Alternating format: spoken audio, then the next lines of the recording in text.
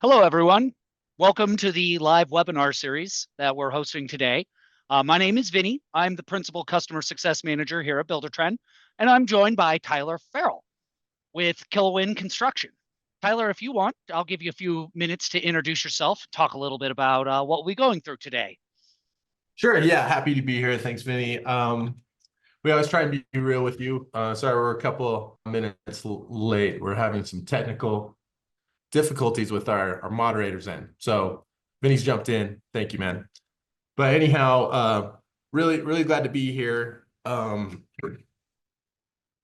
think for those that don't know about what I do here at Killowen, a little introduction.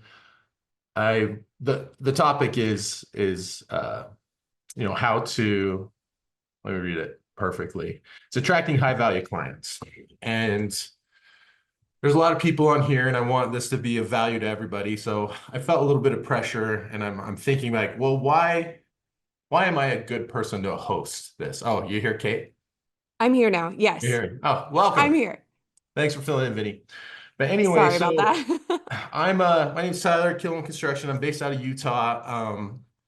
I feel like there's going to be a really wide, varied group of people joining this call. And I feel like I have, regardless of what position you are in construction, I could probably relate to most of you. So I don't want to say I started from the bottom because I'm not self-made. I had a lot of help, worked my butt off, had some luck, but I started with basement remodels. I started with doing a powder bathroom, just doing anything I absolutely could.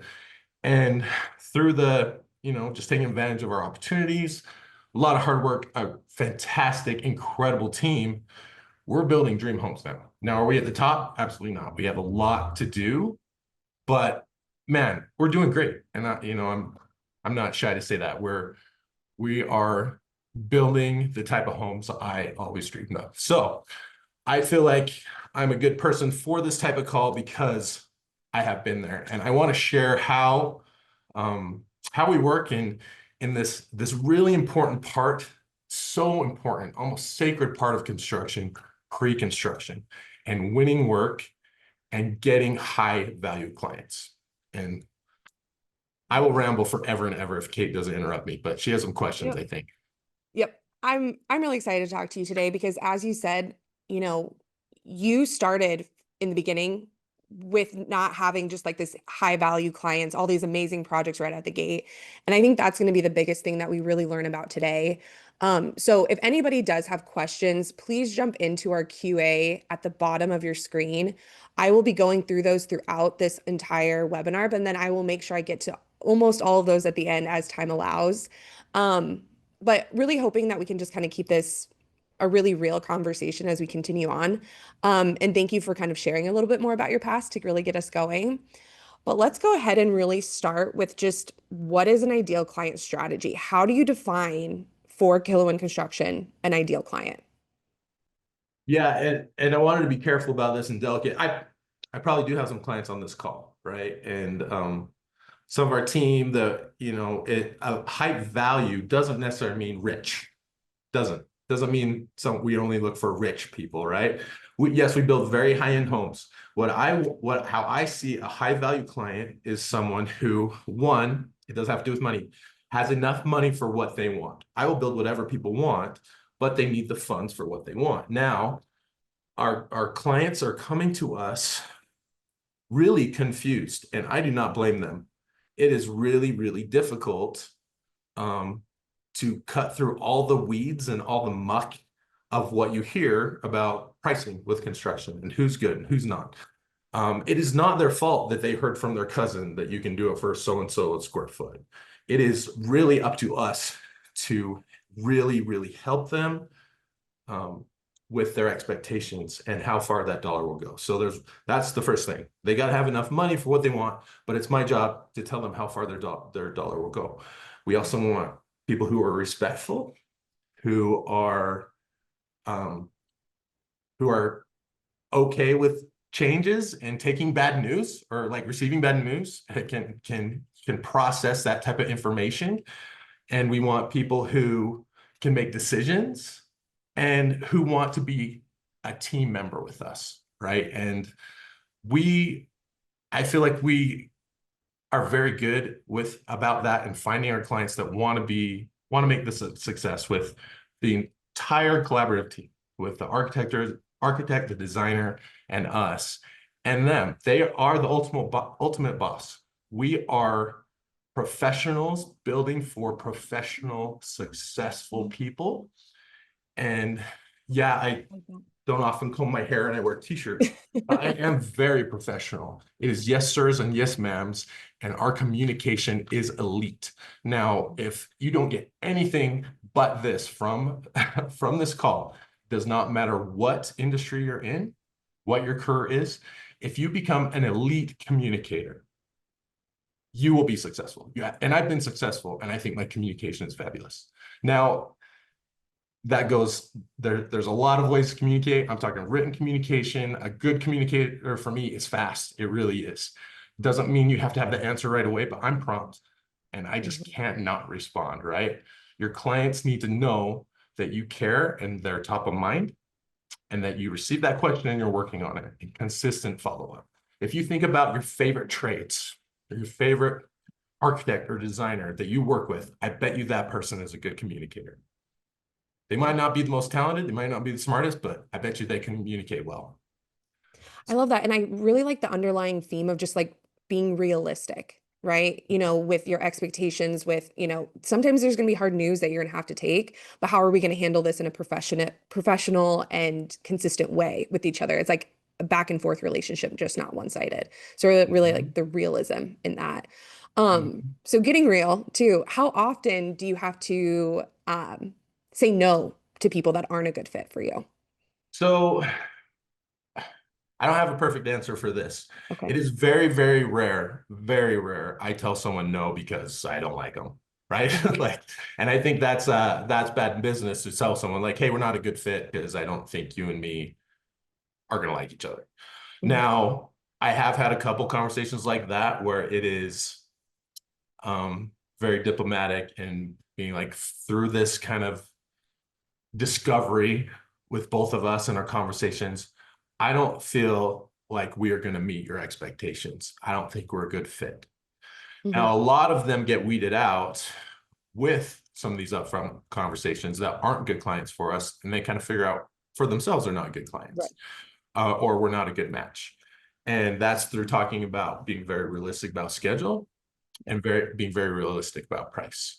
Now, I'm not going to lie to a client and just tell them a really high number to get them to quit talking to me, but it kind of fulfills itself if they're not a good client. We're talking about real numbers.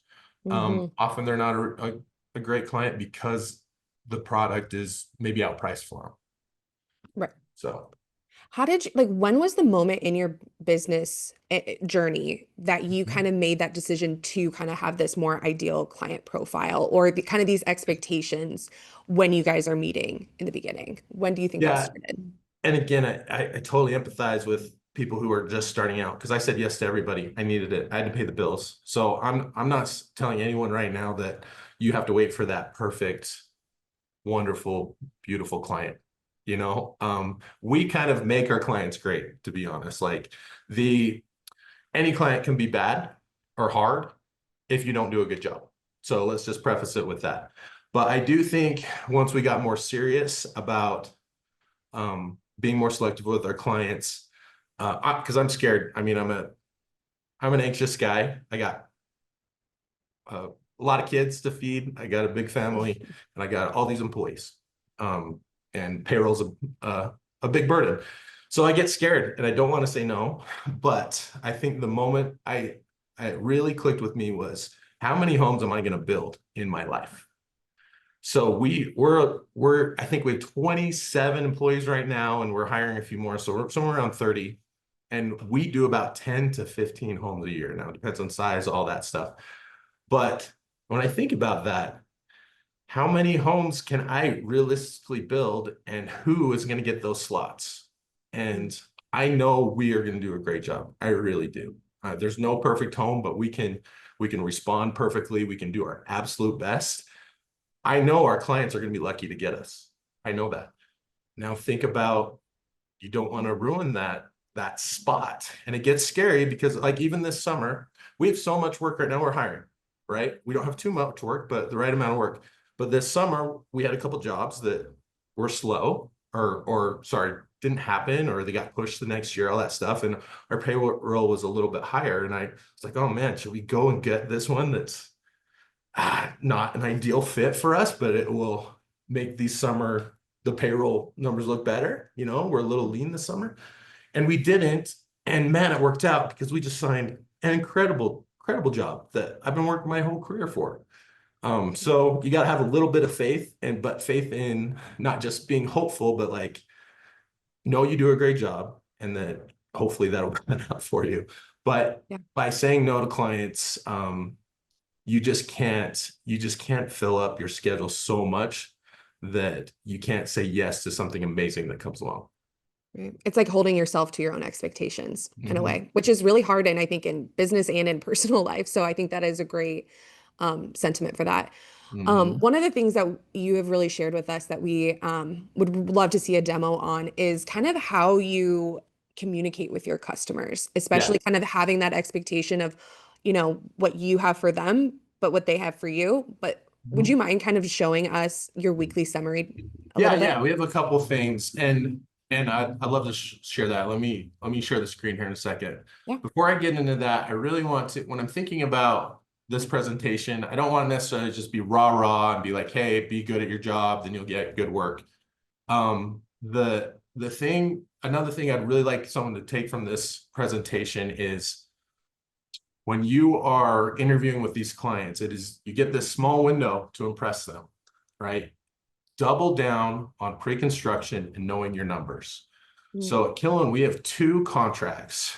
We have a intent to build / pre-construction agreement and a contract to build. Now, I started doing this several years ago,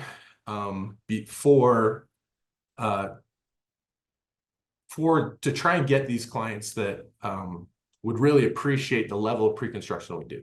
So I asked for a deposit. I remember my first deposit was $2,500. I was so afraid to ask for that. But I highly recommend you get in front of these clients and you sell them on your services with your numbers, with your budget. Spend a little bit in pre-construction to make sure the project is a success. It is so important. Get some sort of agreement with them. And that is a 6 to 10 to 12 month interview with them, both ways. You can work together, dial that pre-construction in, work with the architect, work with the interior designer, get them conceptual budgets, give them this amazing budget that, you know, right before we break ground is right on. So with our pre-construction agreement, you don't have to build with us. We've never had someone sign that and then back out because they didn't want to build with us. We've had them back out because things happen and some projects just don't get built. But having that time to show them how good a job you can do, and your communication, because when we're first meeting, that first couple meetings, maybe we've come referred very well. It's honeymoon, it's flirting, you know, and then in the pre-construction, you really get to know each other and you give them some real accurate numbers. And again, they could take that full budget we put together for them in pre-construction and go give it to another builder if they wanted. That hasn't happened because we show the level of care we give them before we even break ground. So anyway, that's where your communication starts. And I talked about professionalism, being professionals, working for professionals. Buildertrend. I've been with Buildertrend since I started this company 13 years ago. And I picked Buildertrend because it looked more professional. So use Buildertrend in your pitch. If you're in your home office or your company office, whatever, put it up on the screen and show them some of the things I'm going to show you. So let's see, the weekly summary, share my screen.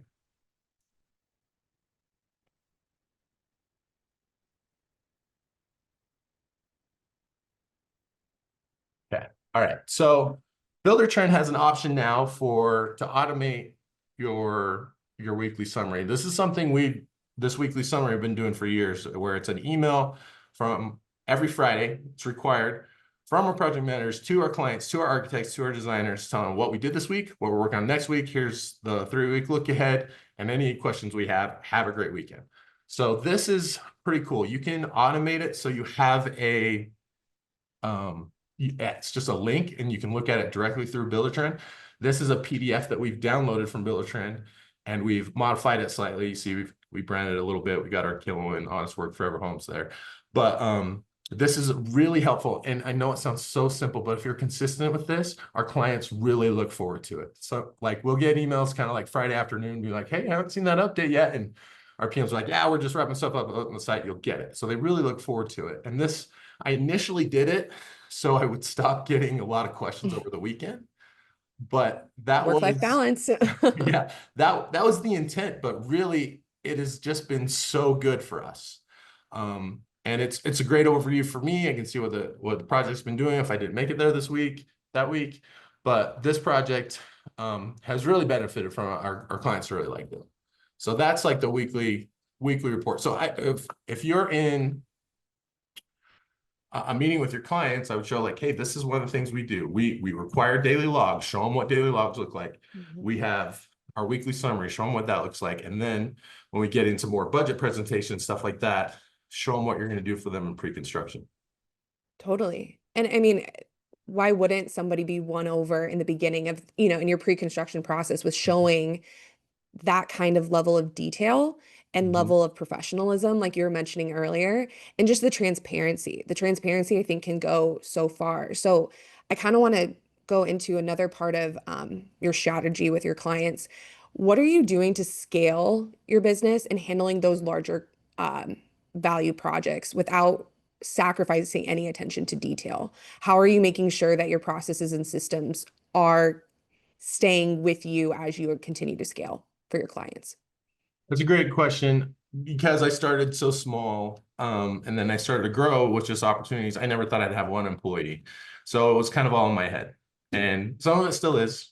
And we are memorializing a lot of the way we do things here at Killowen, which is with operations, like standard SOPs. And we're putting them into, manuals, stuff like that. But we have templates in Buildertrend. We have, I think, 63 checklists for every phase of construction. And we have very, very experienced project managers, but it is essential they use all those checklists. I don't care how good you are, you might forget to put some sleeves on the driveway. So we have those checklists for every phase. And then we also, I don't know, it's some of the answer to your question is a little bit rah-rah, like as far as like you just got to do a really good job. We lost a job not long ago that we wanted. It was with an architect we really wanted to work with, and we were up against another contractor, and they called my PM Derek, and they told him the bad news and said it was because they thought we were too big, which I heard and I was like, oh, wow, we're big guys, which was surprising to me because we're, I don't know, a mid-sized builder, whatever, but Derek said something I thought he responded very well. He said, not trying to change your mind, but just so you know, we're the type of company, if there was a problem, like Tyler would be at your house on a Sunday night. So that's the type of personal care that you really need with your clients. And again, customer service business, we are in the customer service business. Just, they are important to us and you need to show them you are. So that's one thing. But then talking about the documentation, the communication, the requirements, we do have certain communication requirements. I try not to tell people to manage exactly like me because we all manage slightly different. But for better or worse, we're where we are because of the way I've done things and the way we continue to do things, which is constant, clear communication. So do you have any stories from maybe earlier in your career when maybe you realized that it's not just the quality of our work, it's not just word of mouth, it's really about selling the client experience? Do you have any kind of like moments that were like that aha, I need to really zero in and make sure that this is, hearing how passionate you are about client relations, was there any kind of thing that sparked that for you early in your career? Let me tell you my biggest failure. So lean in, everyone. So it was 3 or 4 or 5 years ago now, I don't know. Beautiful home. I was referred by a really good friend of mine to his family member, and I was like the senior PM on this. We had a site manager and really complicated home. Had some challenges like getting clear answers. I mean, that was something. I mean, all of our homes are unique. They've never been built before, but this one was a little more custom. So anyhow, the client was out of the country. I did not do a great job of giving him the aggregate of the budget. I would get every change order approved. I'm like, this new fireplace, this stairway, this stained glass, all of this. I would get that approved, but it was my fault. I should have pinned him down every month with a full budget update, not just some emails be like, hey, we got this approved. All right, we're going to keep going. So now it is policy at Killowen. We absolutely insist, and this is part of your pitch too. I highly recommend you do this. You and your client or their owner's rep or whatever, you have to sit down once a month and go over the budget. Now, I'd like to share what our budgets look like. But anyhow, with that client, just finishing that story, we got to the end of the project and we're a few $100,000 over, and he was really upset, really upset. So upset I lost a ton of money. And that was a really expensive lesson. I didn't want to kill the relationship, stuff like that. It just, you know what? That's my bad. Horrible lesson. But we haven't missed a budget meeting since. So, anyhow, I'll show you how we do our job costing budgets through Buildertrend. And again, the layout I think is so good and so professional. So I'm going to share again, Kate. Yeah. And I think it just goes back to what you were saying earlier. It's, you got to know your numbers, not only internally, but with your customer as well, and having that open and clear, transparent communication. How reaffirming for that client that you have that, wow, I've really put my home and trust into this person, and they are and they're coming back with this kind of information. I feel like that's just overall a great experience. Right. Especially with money. Yeah, no, absolutely. And there's so much in construction. Our industry is just not incredibly standardized. Yeah. So again, I feel for our clients when they're just bouncing around. Who's the best builder? How do they do it this way? But we're doing it the best way we know how, and it seems to be working. So I don't think it. No, go ahead. Sorry. I was just gonna say, and that they know who they're talking to. Like, you've clearly said, like, this is who you're meeting with. This is the person you go to. Like, having that instead of just seeing somebody on site and like, oh, can you give me an update? Or they already have that expectation, and you already have that relationship of the standard of how you're going to communicate, whether it's financial related, project update related, just problems that could arise. Like, that is, even though it's like these little details, they're so powerful in the end, which I love that you're saying all this. Yeah, I mean, I think so with this budget, like it's not difficult for a contractor to tell you how much you owe. You got invoices and a calculator, you can figure that out. I think where custom builders fall down is projecting those costs where you haven't bought out the contract, you don't have purchase orders. That is something that is really important for these monthly budgets, because remember my failure, I didn't say, hey, the job was 4 million, now it's 4.3. Like, you need to have that conversation as soon as possible. And there's so many $2,000 decisions, which isn't a big deal on a multi-million-dollar project. But if you do that 200 times, it adds up quite a bit and quickly. So our responsibility, one of the responsibilities for this monthly budget meeting is to inform their next $2,000 decision. So, hey, guess what? We came in under on lumber. That's freaking awesome because we're cost plus. And hey, now you can pocket that, or you can really go get that countertop you wanted. But it helps empower the client to know they are driving that budget. And by the way, the giving them that ownership really helps with your bottom line and your budget, because we look at the things we're responsible for. I did an audit on our last 8, 9, 10 jobs. And the stuff that Killowen is 100% responsible for, which is like the framing, the concrete, the bones of the house, we're within 1.5%. That's pretty great. Wow. But where things get out of hand is allowances or bad expectations in pre-construction. And that's a whole other meeting, talking about how your team needs to be set up with your internal team, and that's PMs, project coordinators, senior staff, and then interior designers and architects. We are so fortunate to work with great teams, and I highly recommend You find out what a good designer does, and then you get with your client and let them let you interview their interior designer. And I know that sounds kind of bratty, but just it is in their best interest because they're worth every penny if they're good. If they're not, it's really tough.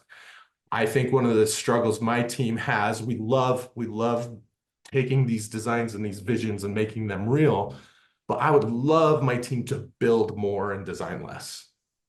And build more, and that's what programs like this budget, we can get this dialed in. It's really clear. We're not spending half our time trying to value engineer and figure out what the actual cost is. This is dialed every month, and we know what to expect. So anyway, I've been sharing my screen for a while, not talking about this. So how we have this is set up. We took names off this and everything, but this is a job that we are running. So here's our original budget costs. It's 3.8. That is from our original CBS, our cost breakdown summary. We put that in. That number, that column does not change throughout the build. That is our baseline. Committed costs, this is what we use. This line is approved work, purchase orders that we have signed that are talking to the budget. So we have purchase ordered 3.5 of this job. So there's another several hundred thousand we're still working through. Actual cost is what we built to date. Now here's the one I've been talking about, projected costs. Now you have to do a lot of work and some assumptions to figure out where these numbers are going to come. Because, like, for example, you have a PO for drywall, but we all know you're going to have some patchwork with drywall, or you need another 7,000 for that, stuff like that. So our team is really good at projecting those, and we try and go a little high, just in case. So this one is projecting out to be 3.9, which over here with revised versus projected looks like, we're over 83,000. Couple things to note. One, this one doesn't have a contingency built in. Oftentimes you're going to have a 5 to 10% contingency built in, so we're not even touching that. And then two, this original cost breakdown came in at $800,000 higher, and this is a value engineered option to try and get them everything they wanted for 3.8. So only being 83,000 over when our original wish list was 800K more. So this budget is actually going fantastic. So this is Sam's job. He's running it. He'll sit with the client, go over everything that has changed that month, and it's all broken out. You can see all of our cost codes here. Be like at the end of the project, okay, last month we were 63,000 over. This month we're 83,000 over because we upgraded the pavers, stuff like that. But then they know, and they know the next time they have the opportunity to either save or upgrade, they're in the driver's seat. Love that.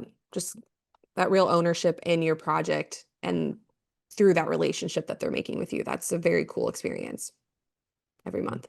So as you continue to grow and as you continue to differentiate yourself among other competitors or different people that you are working with in your area, just to kind of a fun thing to think about, what is like one dream project you would love to have in your future? So that's a great question. I love sports. I think it'd be cool to build like a compound that like would have, I mean, we've done basketball courts and stuff too, but it'd be cool to have like, football indoor stadium or something like that. Okay. Something just with like all the sports. But I'm going to pivot on that and say I kind of am doing my dream job, which is we are my family farm.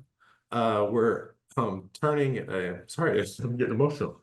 I told you every time I do a presentation, it's because I'm so nervous, I think, but I get emotional. But our family farm, the barn that my grandpa built, we're restoring it and turning it into a stable for my wife and my daughter's horses. So that's awesome. So that's cool. But I would also love to, I don't have the budget with some of our clients, but I would love to, anyone who needs just like a state-of-the-art, just like amazing, like horse stable. That would be cool. Because then my wife would probably be a little more interested in my job. Yeah, that's going to be your new thing. It's just like horse stables. Yeah. No, it would be so cool. It would be so cool. But anyway, it's a project we're working on right now. Personally, it's a little bit of a money pit, but worth it. I love that. And what are some additional risks or one big risk that you feel like you and the company are willing to take as you continue to grow over the next, year, 5 years, 10 years? Um, I think the risk would be probably opening another office for us oh wow, yeah. to serve our communities we're working in better. I'm super spoiled as far as our jobs. I mean, we build in like the Park City, Utah area, and it's a worldwide destination, and just so many people want to be here. I usually don't go further than 30 minutes away from our office. There's a couple communities that are just fantastic that are stretching us a little bit, about an hour Okay. away. And I really see us having an office there, which is leveraging me a little bit more employees, more delegation. Hmm. But I think scaling is something that we have done very well. Hmm. And we've done it slowly. I feel like we could have had a lot more homes than we've built. And Hmm. that's again picking the right clients, knowing your limitations, knowing the ones you want to focus your time on. And when to say no is huge. Totally. And I think that kind of brings me back to like the last big question I have. We have a huge list in a QA, which I would like to save some time for. Um, but as individuals that are on this call, this webinar with us today, who might not be at the point you are, but as we mentioned in the beginning, you didn't necessarily start here. You didn't have these types of huge clients and high-end clients already knocking at your door. What would be your biggest three pieces of advice that you would give someone that just wants to make that next step today, to start to improve their processes, to start to attract these high-end clients, um, and to start to scale their business? What do you think those three things that somebody could start today or this week that they could start to do? So I think it's recapping a lot what we've said. Just improve your written communication. This is not a shot at anyone on my team. I love my team, but I've seen some of our younger people come in with poor email skills, like not even knowing how and when to use BC and CC. There should be curriculum in school for that. But anyhow, improve Mhm. your written skills.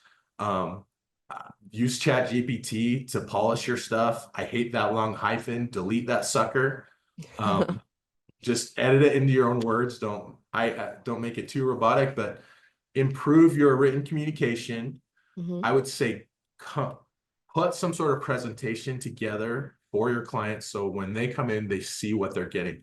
They need to know they're getting systems. They're getting more than just you.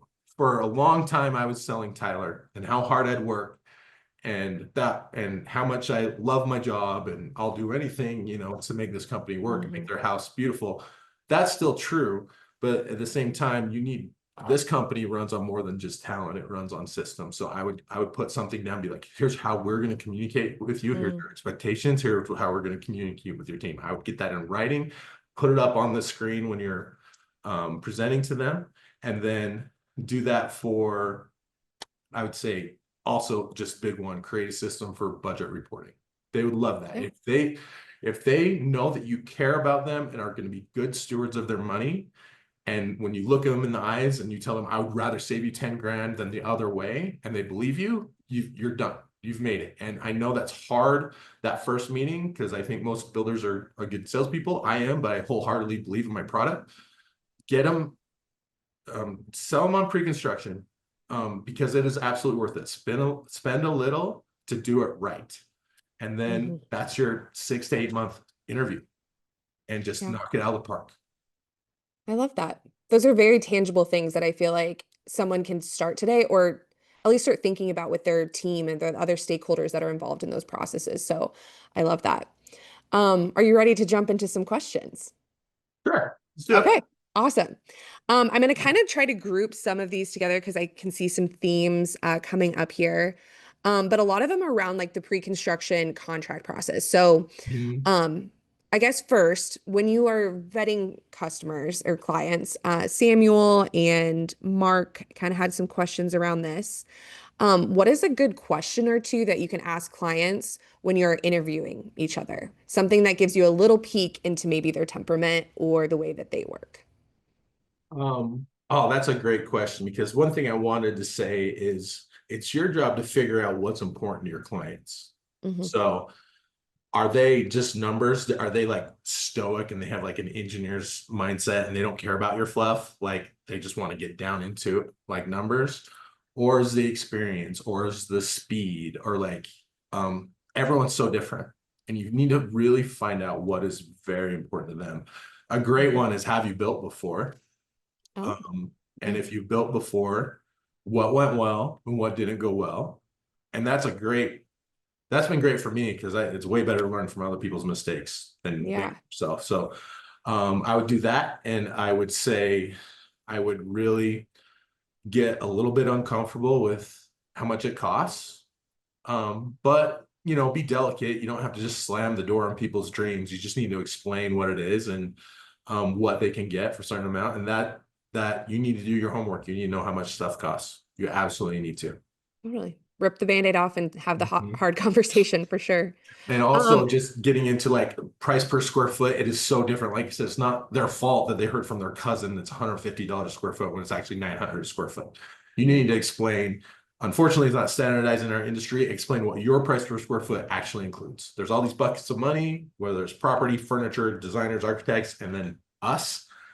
Ours is almost everything except for the things I just said, but you need to, like, that price per square foot includes all our fees, our permit fees, soft costs, your honey buckets, your porta johns, all that stuff. And just do your best to explain not all price per square foot numbers you hear are equal. Yeah, that's really fair. And it goes back to that transparency and good communication. So if people aren't spelling that out, then that's a problem. So that's awesome. Um, Going a little bit more around potentially money, at what point in the process does the pre-construction agreement come into play? And is there a fee or like a non-refundable deposit, or how are you managing those workflows? A few people had questions around that. Yeah, so mine's evolved. When I first started signing it, like I said, it was like $2,500, and the amount is gonna be completely up to you. I would recommend an amount that hurts just enough, like the wallet of the client, that they'll take you seriously, but I wouldn't get greedy. I have a whole pre-construction staff. We need to cover our costs. So again, that amount is up to you. I would recommend an amount that you're not going to make money, but you probably won't lose a ton if you don't do it, but you need to, you will do a better job if you know it's not for free. You just will. So I have had many different intent to build structures. I've had some where, hey, I really want this job. If you end up building with us, we'll credit the whole thing to you. I've done that a lot, and more often, it's non-refundable, or half of it goes towards the job, and we keep half for all that, because we spend hundreds and hundreds of hours on some of these houses. So that one's kind of up to you how much you want to keep. I think I would put in your agreement, if you end up using us, then some of it is refundable. And I've done that, and I feel like it's pretty fair, and it's a nice carrot, I guess. But I have, even though it says not refundable, I've refunded the whole thing before. Just like someone got sick, or and I didn't do a ton of work. And I think it's come back to help. They've referred some friends, stuff like that. So it's very up to you, but I would price it enough that they can take you seriously. That's fair. Yeah. And ours saves them a spot in the schedule too. I've never had a client wait on us because we signed the pre-con. And I stopped signing those intent to builds once we have enough for a certain time of year, spring, summer. Okay. Kind of more around attracting your leads and people in. Where are you getting your leads from? Are they mainly word of mouth, or what does that look like for you? It's a little bit of everything. So I wouldn't focus your marketing strategy on just one thing. But if you only had time to focus on one thing, I would get with architects and designers. Yes, we have a lot of people that just know of us now. We have a good reputation, or homeowners talk to them. Those will happen organically if you do a good job. We do get some from social, which I think is crazy, but it happens. Not crazy to build with us. I just think it's weird that you can get a multi-million-dollar build from social media. Anyway, but then I would say just really, I felt like we started to really grow when I started working with excellent interior professionals, like interior designers. So I would network with them, take them to lunch. It's hard to get that first one, off the ground. Mm-hmm. But I would try. I would go to networking events. I would email, call, text, send little handwritten cards to people you want to work with. I love that. It's all about the network that you build and the community of people around you. I love that. Um, Continuing on attracting these different kind of clients, how about young high-end clients? Do you show value to younger individuals who don't understand the cost of construction? That's a good question. I know we've talked about, and sorry, I'm in my own little world. We're talking these multi-million-dollar projects. They're just as important when the budget is smaller. I almost, maybe even more so when the funds aren't as readily available. That's difficult, and that is your job to educate them. Again, you got to know your stuff. I think early in my career, I was always like, oh, experience doesn't matter, it's how hard I worked. Yeah, that's something I think young guys say. Experience does Yeah. matter. And I build better homes now than I did in the past, but you need to be wrapped up in your job and be an absolute expert. Be a pro, know everything that you can, and just be candid and clear when you don't. Be like, I don't know that answer, but I will find it. Again, earning that trust is really difficult, but it is your job to earn that trust. We've had clients that I didn't really feel like we earned their trust fully until about halfway through the project. I'm like, yeah, we get it. We just finished a job right now. There's a gentleman, really like him. He was hard as far as like, he was tough. He's tough. He was very particular. The project was an absolute success. And at the end, we were doing final bills and I was actually out of the country and our PM was putting it together, the invoices, and he's like, you broke me. And TJ, the PM's like, what? You broke me. It's like, I trust you guys. I don't trust anybody. Aw. And that was pretty cool. So again, earning their trust is really tough. It really is tough. So I would give people as many references as well. Give them like 24 references because again, I think we're pretty good salespeople, but they need to talk to people you've worked with. Give them your bank. They won't be able to tell them how much money you have, but they could probably say you pay your bills. You can give them some trade contractors, be like, yeah, we always get paid on time. They know how we're doing it. And then give them as many clients as you have. You just really it's your job to educate them. It's not their fault they don't know. Right. Well, and not everybody is building a home every day, or like a home of this size every day. So that education will really go a long way in keeping the customer as well, because you are being transparent with them about the process. I have kind of a specific one regarding more specs in production that are happening right now for this individual, Michael. I have 2 specs in production that are in the $3 to $4 million price point. My hope is one of these specs will generate a client or 2 more or 2 before closing. How do I make the most of these specs and really generate some high qualified leads? Any advice So there? that's how I actually started to. When I moved back from California, my wife stayed and worked because I quit my job. We didn't have any money and all the loans were in her name. So we did a spec home. And it's speculative, it's scary. We timed it right and went really well. We made enough that she could move back. And I mean, I built that living in my parents' basement. It was nuts. I didn't have a car. But that's not answering the question. I think it depends on, when in the contract it is, if you have a buyer yet. It goes back to earning your reputation. I remember that first one, I had a hard time getting subs to take me seriously. They didn't know if I was there for the long run. I treated them super well. I paid them as quickly as I could. But then we got a client about 3/4 of the way through the build, and I just really, really did my best to make them so happy. And they're actually my neighbors today. They still think, but that's cool.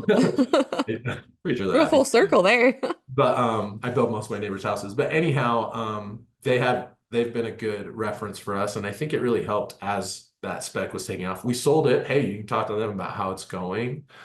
I might not be the best person to ask about specs in general. I don't do many. I've done 2 personally, and they went well. But I mean, if I could read the future, I would have done a bunch of specs, and I'd be retired. But I think they can definitely they can do very well, but I would be very careful to not leverage your whole portfolio in speculative building. Kind of scary. Awesome. Good advice. Transparent, real. Um, some individuals kind of want to get more into your business specifically of just kind of like how you scaled and how you build your team and everything. One specifically is, as a builder, what do you look for in an interior designer? Oh, okay. A lot of things we talked about, communication, organization. I don't think, sounds awful. I don't think it's hard to find designers with talent, because we all have our own personal tastes. I think you can find a designer that can design something you like. My favorite designers are incredibly organized and give me the information I need when I need it. So again, really good communicators. Some of our favorite designers have followed this weekly update kind of method that we do, and I love it. They send it in the week. They're like, here's what we've been designing, here's what we've been working on. Killowen asked for this drawing, and we're working on it. Again, these clients, a lot of our clients at least are remote, like these are second homes, or we're building for them where they live, you know, across the country or across the world. You could be doing an absolute excellent job, but if they don't hear from you, their imaginations might run wild. Like, what are those bozos up to? So again, constant, clear, consistent communication. Love that. So I love that from my designers. I absolutely love it. And you know what? If you are, we have a term around here called butterfly designers. They kind of float in and they say things are yummy and then they leave. That's okay if you're that way, but get someone to write down your thoughts for you and get it in writing.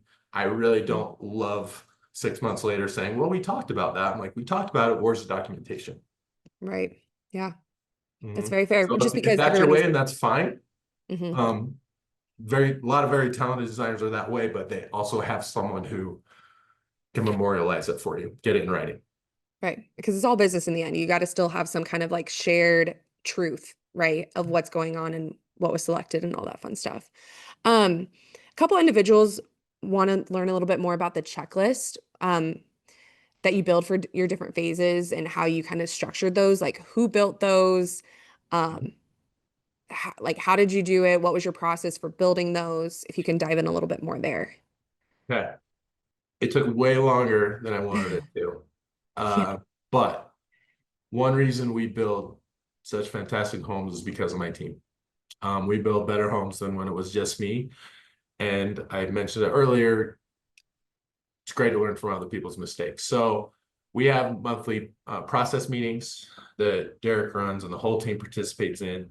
And we would assign, say, foundation, excavation, hardwood flooring, waterproofing to a member of the team, and they would come and they would create their checklist, and then we would all jump in and be like, well, I forgot to do this type of drain, or make sure your downspouts are connected this way. And then we just overkilled those checklists for every single phase, and it was a collaborative effort from all of our experience. So it wasn't just me that put them together, it was our entire team.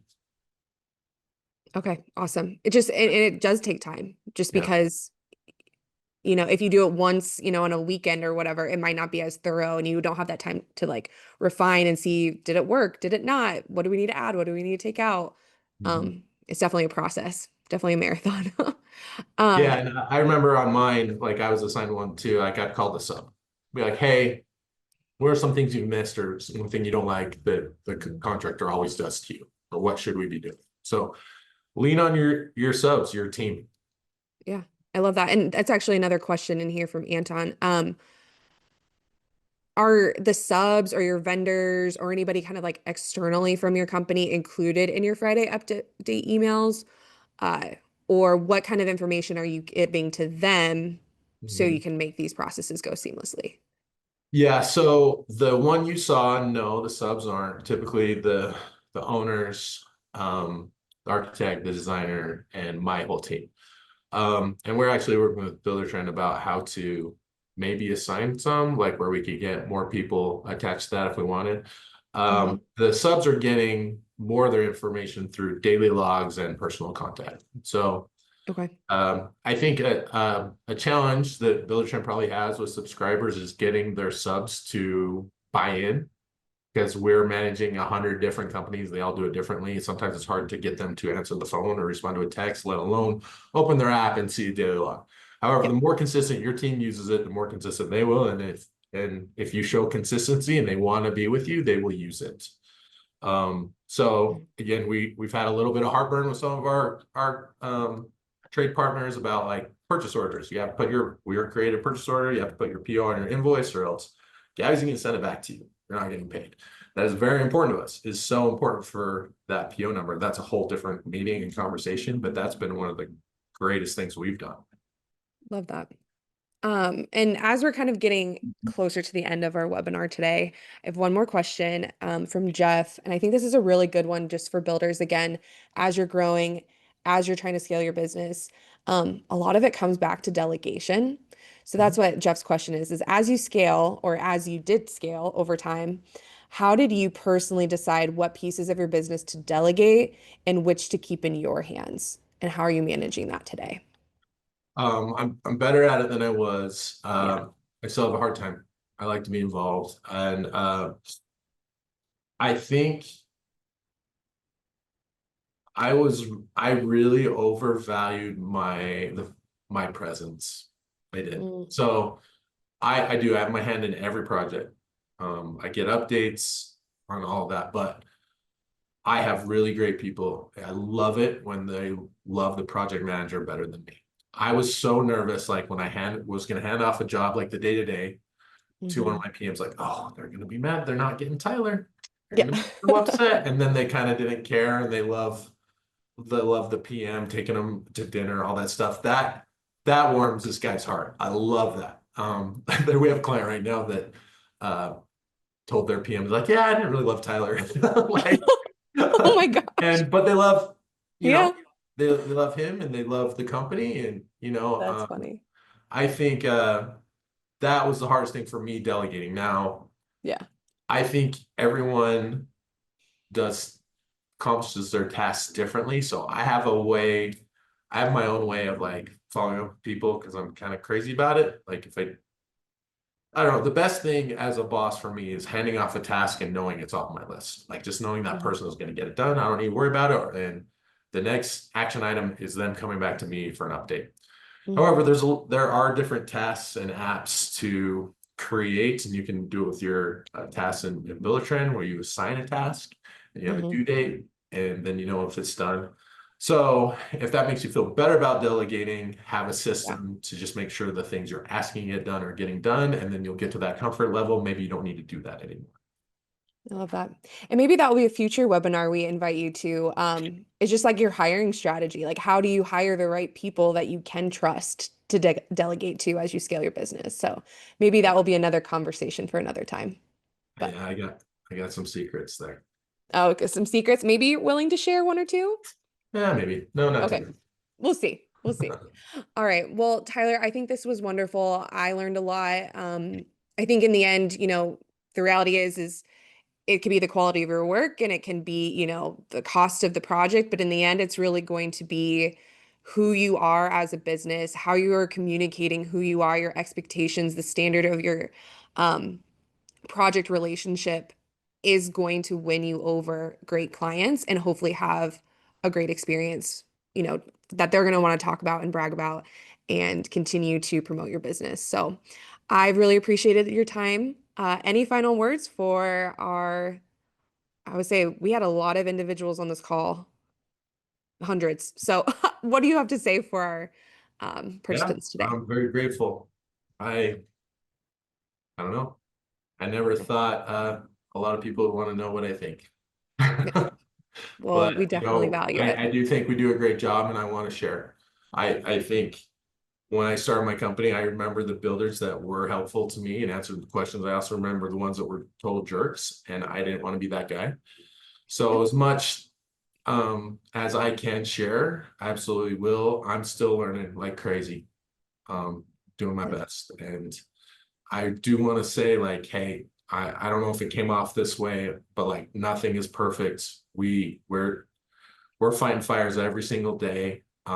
It's not about building a perfect house. It's about responding perfectly. Totally.